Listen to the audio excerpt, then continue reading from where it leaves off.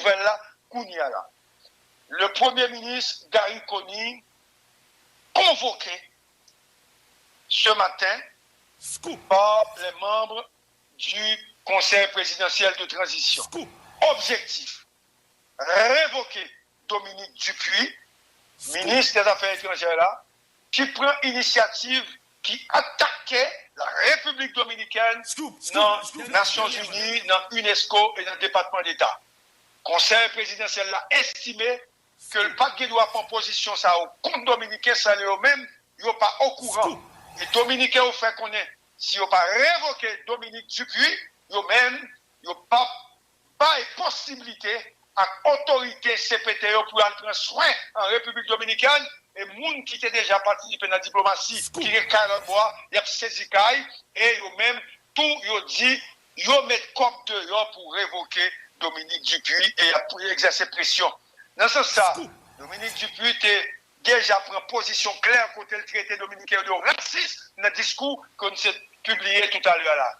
Donc, CPTA prend parti pour les Dominicains. CPTA a épousé l'expulsion des Haïtiens en République dominicaine parce que le chancelier là prend position sans ne pas connaître et sans ne pas d'accord.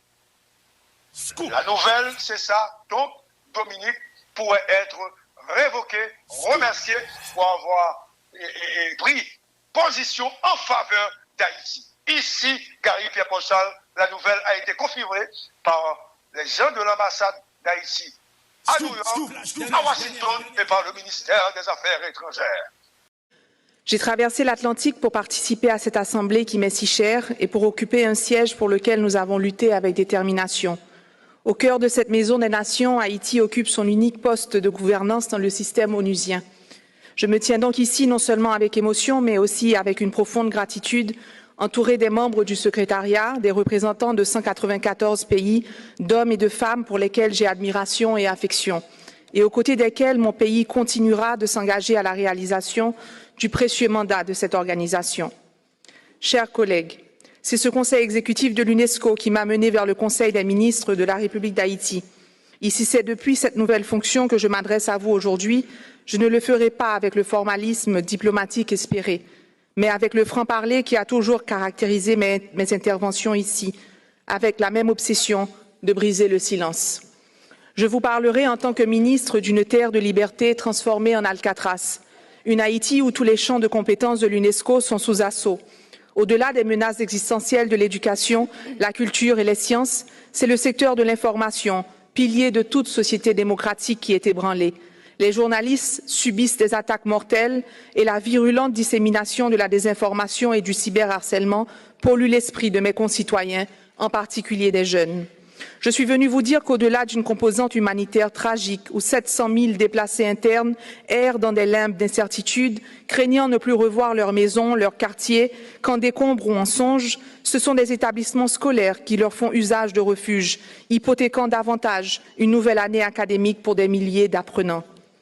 Vous racontez une capitale où les trottoirs sont tapissés de livres scolaires, attendant des mains qui n'existent plus.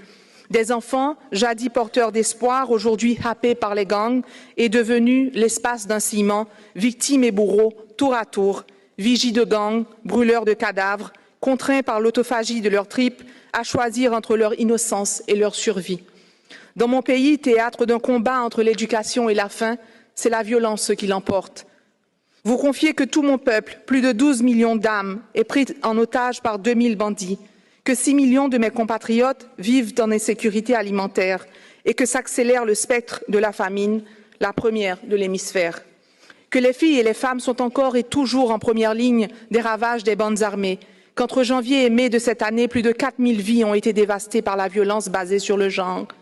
Excellence, il y a 2 jours à Washington, j'ai invité 600 femmes à ne jamais garder le silence face aux injustices. Je vous formulerai ici le même appel.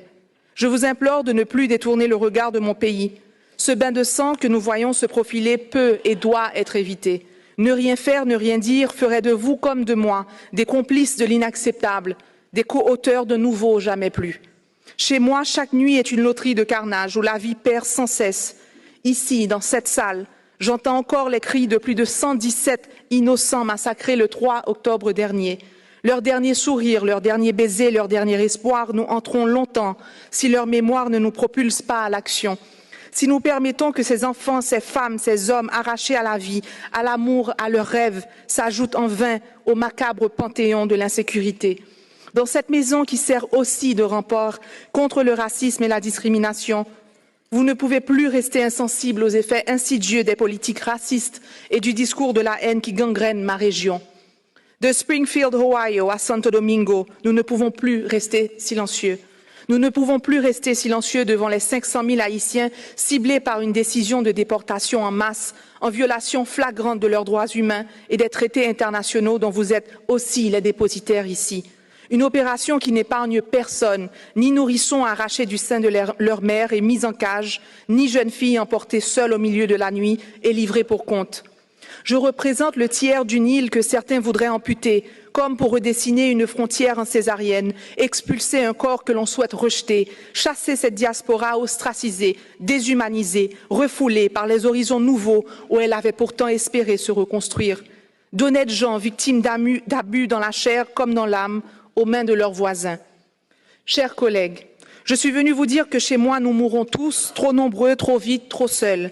Nous mourrons émaciés par la faim, par la peur et par le désespoir. Nous mourrons aussi de honte, nous, fiers descendants de Dessalines et de Catherine Flon, héritiers et gardiens d'une dignité sacrée arrachée au prix du sang, aujourd'hui réduits à tendre la main pour des miettes. Honte que notre patrimoine bâti soit livré aux aléas climatiques et aux convoitises criminelles. Et que jusqu'au symbole ultime de notre identité, la citadelle Henri, site de patrimoine mondial, fasse aujourd'hui l'objet de vols et de vandalisme. Et puisque nous vivons plus, nous nous résignons à décider comment mourir. Nous avons, sans thérapie, réconcilié avec le béton qui nous avait enterrés en 2010. Nous avons choisi de monter et de renforcer nos murs, choisi de sombrer sous les dalles d'un éventuel séisme, mieux que sous les balles d'un perpétuel terrorisme. Je viens d'un coin des Amériques qui s'efface dans l'indifférence du monde, un naufrage annoncé mais pourtant ignoré, une catastrophe pour laquelle il ne semble y avoir ni ligne budgétaire, ni secours dans les cahiers de l'international. Alors qu'ici nous cherchons à sauver des îles qui disparaissent sous l'effet du changement climatique, que faisons-nous pour celles qui croulent sous la barbarie? Chers collègues, dans cette compétition tragique où les malheurs du monde se disputent votre attention, la situation de mon pays doit vous alarmer. Je vous exhorte à rapporter à vos capitales qu'un petit pays, autrefois grand, a aujourd'hui de grands problèmes qui pourraient, avec votre aide, devenir petits. Je vous exhorte à adhérer au plan d'action de soutien à la transition élaboré par le secrétariat de l'UNESCO en partenariat avec Haïti et pour lequel je remercie la directrice générale.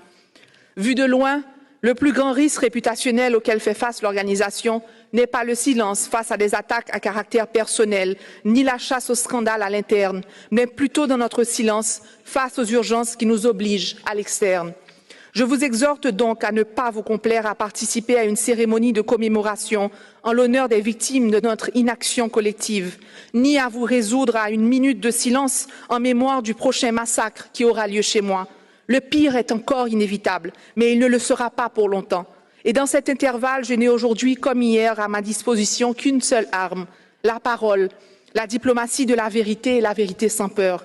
Car chez moi, l'heure n'est plus au silence. Merci, merci en pile, Aïe Bobo.